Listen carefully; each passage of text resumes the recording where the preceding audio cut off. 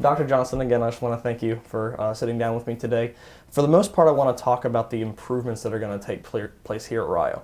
Now, I understand it's going to be a $2.6 million project, so where exactly did this money come from, or how are these projects going to be funded? Yeah, that's a really good question. The source of the funding is an important item to address.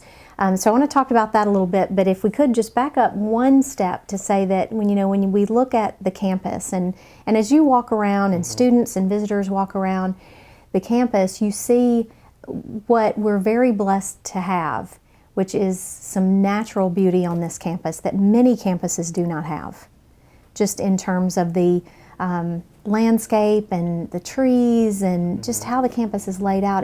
There's real beauty there. Yeah. But also, as you look around, there are many things that need attention, because they need repair, they need to be in better condition, or some things that we can do better to provide an excellent environment for teaching and learning and living. Right. So we have all of our students that do live on the campus as well. Yeah, I've been here for 4 years and I've lived on campus every year. Okay. So I know exactly what you're talking about. Yes, you are up close and personal to it. Absolutely. So I think that, as when we see the needs that are there, and also just the possibilities that we have with our campus to make it even better, it causes all of us to think about how can we do this.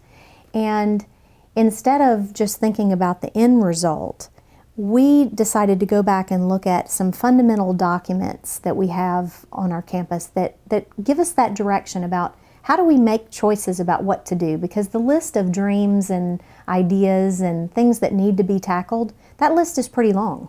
And that list would take more than $2.6 million to do, because it's amazing, as significant as that amount is, it can go very quickly when you're talking about buildings and grounds. Mm-hmm. So when we say, what are we going to do, we need to go to those fundamental documents and resources that we have. First of all, our mission. What are we trying to accomplish here? So coming from our mission, plus our strategic plan, which gives us an excellent roadmap that the campus, stakeholders all over the campus, employees, alumni, community members, students, contributed to. And there's a lot there that we can draw from to decide, where do we go? What do we do? How do we use funds that we have for capital improvements? And so when you take that and then you look at the other things that we want to factor in, we have a campus master plan, and that master plan was developed in 2012. Well, this is 2015, mm-hmm. So things have changed a little bit, and we have done some of the things that were in that campus master plan, and by campus master plan, I mean the facilities plan, the plan for our physical plant and our grounds. So when you look at that and you say, what can we do and what is there that we need to take forward and to fund, and what are the priorities, because there are a lot of things in that plan as well. And then let's have another layer to that, and that is, what do we need to think about that helps attract students to come to Rio and to benefit from everything we have to offer, and also to keep those students here. So from a recruitment and retention standpoint, how do we factor that in to develop these priorities? So really, I am getting to your question, Grant, I promise. But that kind of lays the foundation of, instead of the funding being the tail that wags the dog, we really need to look at the dog. Of course. And that is, what is our mission? What is our strategic plan? What do we need to do for students? How do we recruit and retain students, and what is needed there? And provide the best and highest quality living, learning environment that we can. So with all of that said, as we look at that, we say, okay, well, these are the things we want to do and need to do. What funding sources do we have? And we benefit as an institution, this unique community college and private university combination. A lot of really good things come from that. There are a lot of pros in that relationship. We are the only institution in the country that's like this. Right. And we need to take advantage of the benefits that we get from that. And one of the benefits is being able to utilize funding from the state of Ohio that's available to public colleges and universities. And so the funding source for these projects, it is state dollars. Okay. And several different funding sources within the state dollars, but That is the source of it. And those dollars are designated by the state for capital projects, facilities and grounds projects. We can't decide as an institution to request that those funds be able to be used for other very important needs that we have on campus. Right. Needs that we have in terms of wages or things that we need to do in other equipment that would be outside of the capital projects. Travel for students to experience research presentation opportunities, and for our employees as well. We can't, those are really important needs, and we have to identify and utilize other sources for those things. But these dollars can only be used for capital projects. So it's a blessing. Some might say it's a curse because you can't just use it for whatever you might want to do. And for us, just bar none, the most important thing that we have here is our people. And our people are our employees and our students and community members and visitors. It's the people. Absolutely. And so when you have funds that you can use for anything, our tendency and our priority is going to be on people and making this environment as great as it can be with our people. But these dollars can only be used for capital projects. We cannot reallocate them for any other needs. So the good news is that I think by doing that and starting what I believe is a transformation for the campus, because we're not going to do everything we want to do, but we'll start it. Of course. So in doing that, I think that we have the opportunity by doing these things, and we'll hopefully get a chance to talk about it as we go along, of how those things and these capital projects can impact our people Right. in a very positive way. So the funding source, the long answer there to your question about the funding sources, these are dollars that are coming through from the state of Ohio, and they're available to public colleges and universities. And these particular dollars are dollars that have already been set aside for Rio. They are not funds that we have to compete with others. We already did that. So now we just need to utilize those funds. All right, that's fantastic. You touched on this a little bit, but I understand there are 11 improvements specifically that are going to be made to campus facilities. Before we talk about each one in detail, Sure. I know you talked a little bit on this when it comes to the funding. Right. But how exactly were each of the 11 things chosen aside from other things that maybe the funding could have been used for? That's a very good question, because it's always difficult when there's so much you want to do and so many things that need to be done, and how do you prioritize? Right. I mean, I think the key element here is that this is not a one and done approach, that this is a first step that we expect to continue through a variety of funding sources, through state funding, through gifts, through our own institutional budgets, and things like that. So this won't be a kind of a start and a finish. It's going to be a continuous process. So in this first phase, as we looked at where do we start, we looked at what are some of our, we talked about all those things like the strategic plan and enrollment and all those things, but that's pretty big. Right. So what are our strategic emphases? What is the emphasis? And we came up with, okay, for this phase of capital projects, we want to look at enrollment. How do we improve recruitment and retention? How do we improve marketing and awareness building with capital projects? And how do we create better and excellent first and lasting impressions? Okay, so those were the emphases. Okay. And then accountability and quality. That was the next set of things. So this is kind of the barometer and these metrics by which we had to choose. So it needs to meet those needs. Yes. Then accountability and quality, our academic programs. Okay, what are we doing to support the academic programs? Customer service on campus, and how do buildings and grounds play into that? Right. And what about our outcomes? Our student outcomes, students completing their programs here. How do the facilities have an impact on that? How do the grounds? I mean, it may not seem like that those connect, but they do. And we wanted to make sure that we were closing the gap. The other strategic emphases that we had were the student experience. So how can we develop projects in this first phase that relate to the academic options that we offer, programs, the delivery, the locations, the schedules? So how do facilities play into that? And how do we create a much more vibrant campus life atmosphere here? Yes. Yeah, I'm an RA on campus, and that's one thing that has been really emphasized, is building a good campus life and using our position to do the best we can do for that thing. So That is definitely, from what I've seen, from my position, my experience, a huge priority here at Rio. Yeah, I agree, and you put that very well, because it's something that we have to work on, and it's not just in one way. It's a multifaceted way, and I would say that facilities have a big part in that. Also, the student experience in terms of cultural and athletic events and safety. Those are all issues. So these are the things that we considered to check off and say, if it fits in these categories and serves these purposes, those are the things that we want to do first. And then the other thing is, what about resources? How can we use facilities to enhance resources? And that seems maybe like that's backwards, but I'll give you an example. As I'm talking to donors, people who love Rio and have an interest and a connection, and they want to do something for Rio, many times as I've been visiting with them, I get this question. Well, what are you doing for yourselves? How are you taking care of yourselves? What are you doing for Rio? Because the sense is that many people who want to support Rio want to join a winning team. Right. They want to have points on the board. They don't want a 0-0. They want to see that the game is already going and we're winning. And they want to get in on that rather than having to be responsible for starting the game, right? So these projects have a real opportunity to bring in additional resources as people see what we're doing, and those are the things that are going to then impact our employees and their compensation levels and their work environments and all of those things, and also our students, because those are positive infusions of funds and support that can directly impact employees.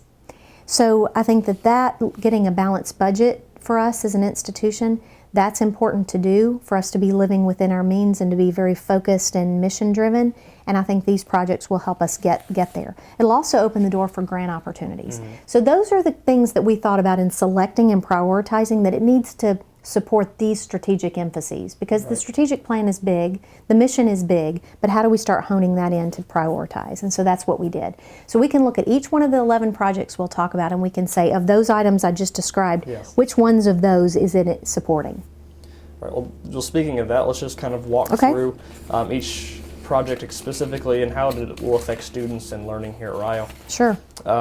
The first thing on the list, I took these directly from the email that you sent out to the students a few weeks ago, maybe a month ago. Sure. The first one that was listed was the welding program. Right. What exactly is going to happen to the welding program? How are we going to use the funds that we've received to enhance that, and what kind of impact will that make? You know, the welding project is a good place to start because it is so related. It's an example of something that's really related to our mission. And that is for us to be responsive to the needs of our students, to prepare them for employability, so for careers and whatever their path is, continuing graduate school, working locally, working further afield. And so our charge is to be responsible stewards of tuition dollars, state dollars, donor dollars, and to say that we are very relevant in the academic programs that we offer. So when you think about welding, this is an area where we know, in terms of the market demands in this area and even beyond that, that there is a real need for welding professionals. Right. It's growing, and it's going to grow even more. So the market and the businesses turn to us as educational institutions and say, how can you help provide a labor force for us? And so that's what this is about. It's about expanding a program that already exists and has been very successful in our history, taking that and expanding it, allowing us to serve more students and to also serve students in our other locations at the Meigs Center, so in Meigs County, and also at the MacArthur Center in Benton County. And those are satellite campuses that we have. Right. And to be able to offer those programs there with the equipment and all of those things for accessibility, because a lot of the individuals who may participate in these programs have full-time jobs, and they need very accessible and available programs. Right. So that's kind of where we're going with the welding program, that it will allow us to enhance those. And one of the great things about this project too, I'm glad that we're starting with it, is it's a good example of how we're taking some of those state dollars and we're pairing it with grant dollars. Okay. So we actually have a separate grant that doesn't come from state dollars, but that is a Association grant Yes. that we're able to fund a large part of that project and only use a small portion of the capital dollars, the state dollars, to complete that project. So it's really exciting to see how that all is working together. That's awesome. The next thing I have here is the Nursing and Allied Health program, which I also already understand to be a fairly successful program here at Rio. It is. So how exactly are we going to take an already successful program and make it even more beneficial to the students in the community? Well, I can tell you that working with the nursing and the allied health areas since I've been here, I've just been nothing but impressed with what they've been able to do and what they've been able to do with some of the limited equipment situations that they have. So when you look at that program and the success of it and where our graduates are providing excellent care for sick individuals and people in need all over this area and beyond, it's really, I mean, I don't seem to be able to go anywhere and not come across someone who's working in a healthcare field that came to Rio Grande. So I thought that's something that we should be really proud of. Absolutely. And we need to build that program, and we think that we can serve more students and in better ways with this program as we make these enhancements. Right now, you know, in a nursing and allied health curriculum, there's a great deal of lab work that is done, so that before our students go out and go into clinical experiences where they're actually out in the field, they've had experience and they're ready for that.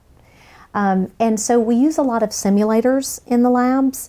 And mannequins, and there are some much more sophisticated terms for these that the nursing professionals can help with, but just for the layperson like me, it is it's these mannequins that can simulate, so they can have a heart attack or some kind of health issue, and then the students are able to administer care and study that in a simulation standpoint and see what steps were taken that worked and didn't work and that kind of thing. So it's a great learning, very hands-on learning experience.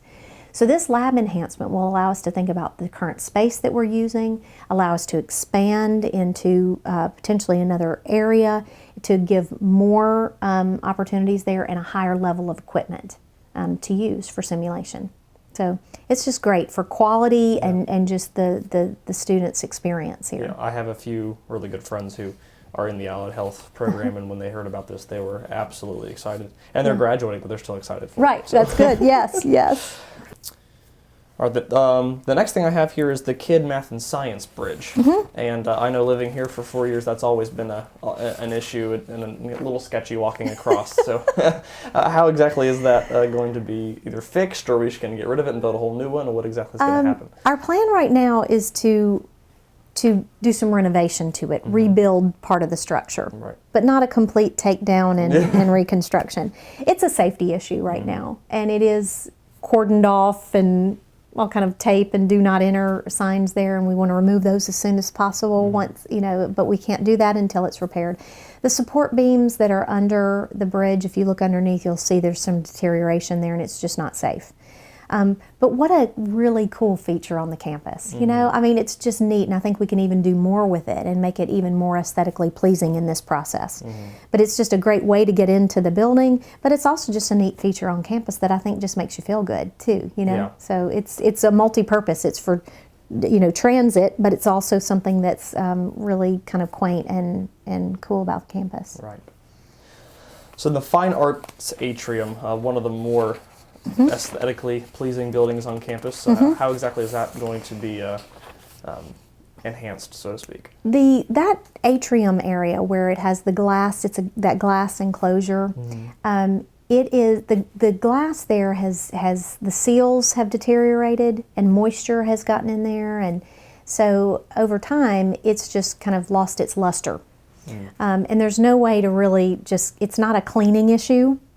It's a to the core issue, you know. So it's going to require replacement and renovation of the glass atrium area. So that's another feature that, you know, as you're in the area and you're near the bell tower and you just see the beauty of that and just what a neat feature it is for the campus. And so I think it's something that we need to take care of, and that's a space that we utilize quite a bit. And so that's the direction that we're going on that. And then now for our more athletic people, the Line Center is going to be revamped. How exactly is the Line Center going to be redone? This is, I would say, preliminary work for the implementation of a greater vision for what we might be able to do with the fitness center area for students in the community and our employees. I think that there's some real opportunities there to improve that. But this would be kind of that preliminary foundational stage, that when you look at the locker rooms that are on that main hall and they lead to the pool area, those need work. And I think it only takes a minute to walk in and say, this needs a little help. And so from a structural and an aesthetic standpoint, there's a lot of staining from water over years, and then just the configuration of how you have to go through to get from point A to B is just, it's not ideal. So we want to make the changes there structurally and aesthetically to make that better, because there are just a lot of people that use that space, and that's one of the things with these projects. We've wanted to identify projects that can impact every student. Not every project will impact every student, right, but across the breadth of them, we believe that they will impact every student on campus, as well as employees and visitors and alums. And so I think it's just, that was another one of the criteria that we had in selecting the projects. Right. Now, as a former pole vaulter, I was excited to hear about the track and field Yes. renovations. How exactly is that going to be done? Yeah, that's an exciting project and a big one. About 17 years ago, that track was put in place. And, it's one of those things that we need over time. There's going to be a life of materials and things like that. And the surface there of the track has reached its life's end. Yes. And so this project will allow us to resurface the track and also do some work on the netting and the covers for the vault area. And so all of those things are just kind of this facelift project. And it's not just kind of, shining things up, but replacing that surface on the track and doing as much to enhance it, because we believe we can use that facility, first of all, for just the campus community to use for their own, personal enhancement. And then when you look at the opportunity to bring high school groups in for track meets, and for them to be exposed to our campus, not even knowing maybe that we're here, it's part of that general marketing and awareness and making sure that people know that we're here. So we have the chance to expose a lot of pre-college students and community members to what we offer at Rio through that track. So again, that's one area where someone may look at it and say, well, that's a pretty narrow project, or I'm not going to get any benefit from that. That's where I think the entire campus will benefit from what we're able to generate in interest and revenue from that facility. So I think it's a real win-win situation. Also, we're the only institution in our athletic conference that has its own track facility. Wow. So we really have the opportunity to do a lot in terms of just on the national and regional scene with NAIA and with KIAC to have some visibility through this. So I think it's a real positive. And we have, when we started this year, we had over 100 athletes here on our campus for cross country and track. Absolutely. And those students deserve a great place to train and to learn and develop here. So. Yep. And going from there, classroom technology is actually a very vague term. So what kind of technology is going to be enhanced for the classrooms? Well, we know that there are students that come here that have experienced higher levels of technology in their high school classrooms than they have when they come here. And we know that the technology is not an end of itself. Right. But if our faculty and our academic programs need technologies in the classroom that will enhance the programs and improve the quality of what we're able to share with students, we want to do that. So the reason it's pretty vague is because it is dependent on the particular discipline and area. I mean, at a minimum, we need classrooms to be equipped with, computer technology, so they to be able to, demonstrate and share things that are computer based. To have projectors in every room, but also in some cases that's more smart technology and what can happen and how students can interact with technology in the classroom. So the specifics of that will be determined with faculty and the academic programs specific to the needs of those programs. But we do know that we'll be replacing some systems that need to be upgraded, that are current, that are out of date, and we need new projectors or we need new computer technology in the classroom. And then in other cases, it may be other enhanced technologies that are specific to those programs. So the details there will emerge, but we know the funding source that we have, and we want to go as far as we can to make the enhancements that directly impact the academic programs on our campus. That sounds good. The next one on my list is actually I'm also excited about. Like I said, I lived in the dorms for 4 years. So the residence halls are going to be worked on. Right. That's been something we've been asking for, I think, since I've been here at least. Right. So how exactly are the residence halls going to be helped as far as the funding is concerned? Well, this is an area where you kind of look at it from many angles and you say, okay, for us to do a complete renovation of one of our residence halls, top to bottom, configuring rooms and bathrooms and all of those things, I mean, that's over a $3 million project, and you only impact one residence hall. Right. And we don't want to do something like that by increasing tuition or housing costs and things like that and put that on the students. So we need to work on that in how we completely transform a residence hall or build new one or whatever it might be. Those are things we have to consider. But for the right now, I didn't want us to implement these capital projects without doing something significant for our resident students. So how do you impact, again, every resident student? And that's what we wanted to do. Right. Every resident student. So instead of saying we have funds here and we'll put it into one hall, yes, you could do more in that one hall, but you have an impact every student. So what we decided to do is look at the public spaces. So the lobby areas, the study rooms, the restrooms, the stairwells. We only have one of the 5 residence halls that has an elevator. So that means in the other 4, most students have to use the stairwells. Yeah, walking up I live on the 3rd floor of Boyd, and that's not a fun hike when you're moving in. No.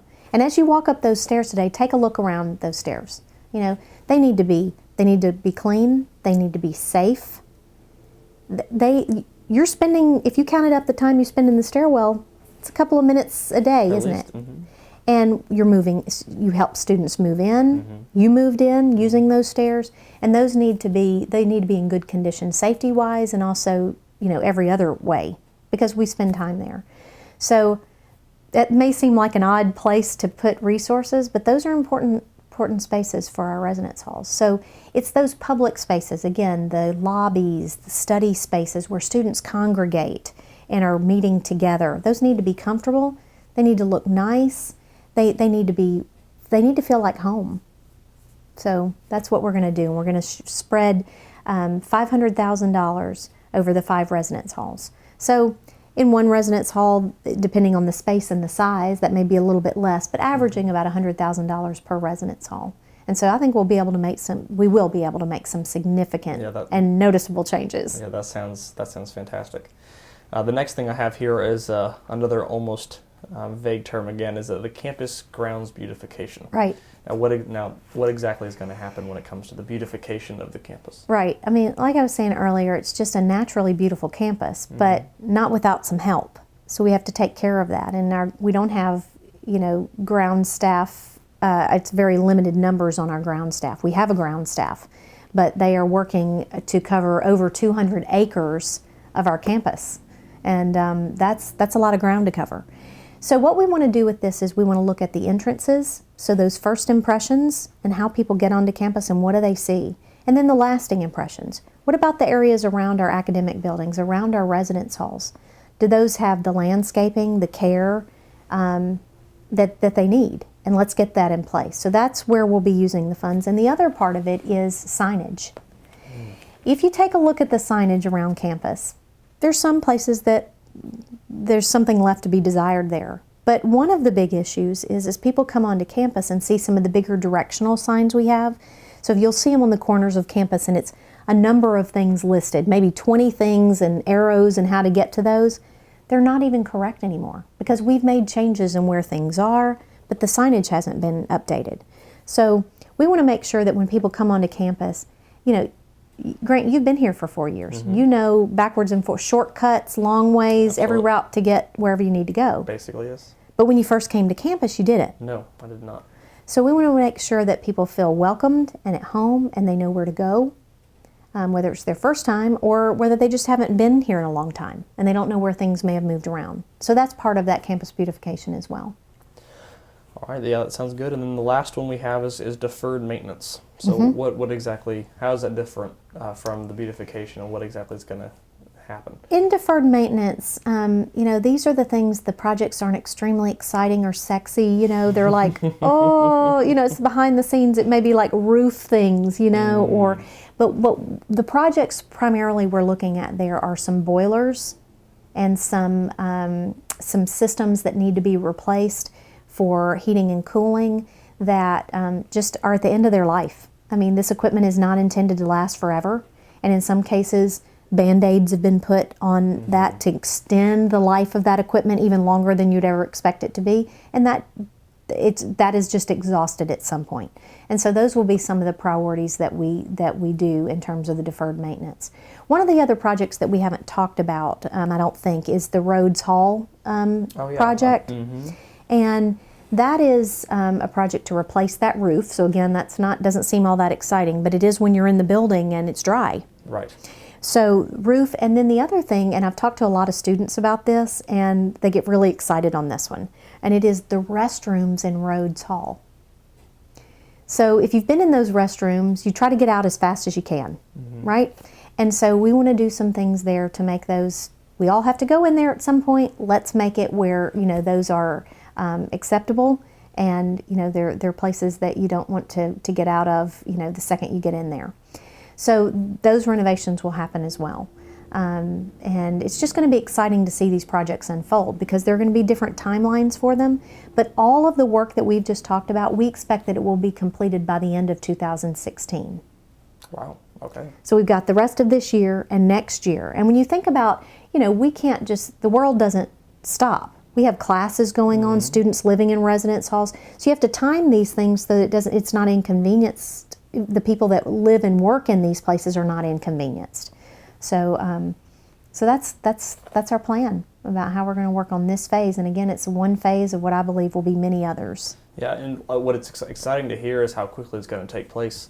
Most of the time when you hear $2.6 million, you hear 10 years coupled with that, or right. Something along the lines. And so to hear that it's all going to be done by 2016 Yes. in just a year period from now is exciting. So, it is. Well, thanks again just for sitting down and kind of giving us a better understanding of what exactly is going to happen. Yeah. When you hear the term capital improvements, that's not something that most people completely understand. So No. It's good to hear what's going to happen and also exactly how it's going to help improve the campus and all that kind of stuff. So, well, thank you. I appreciate the opportunity to talk about it. It's something I'm excited about, and I think it comes at a good time for the institution for us to move forward with these projects. And I hope that people will share the excitement that I have and will rally around these projects and see the benefits that they will bring. So thank you for giving me the opportunity, and you did a great job thank you. putting this together.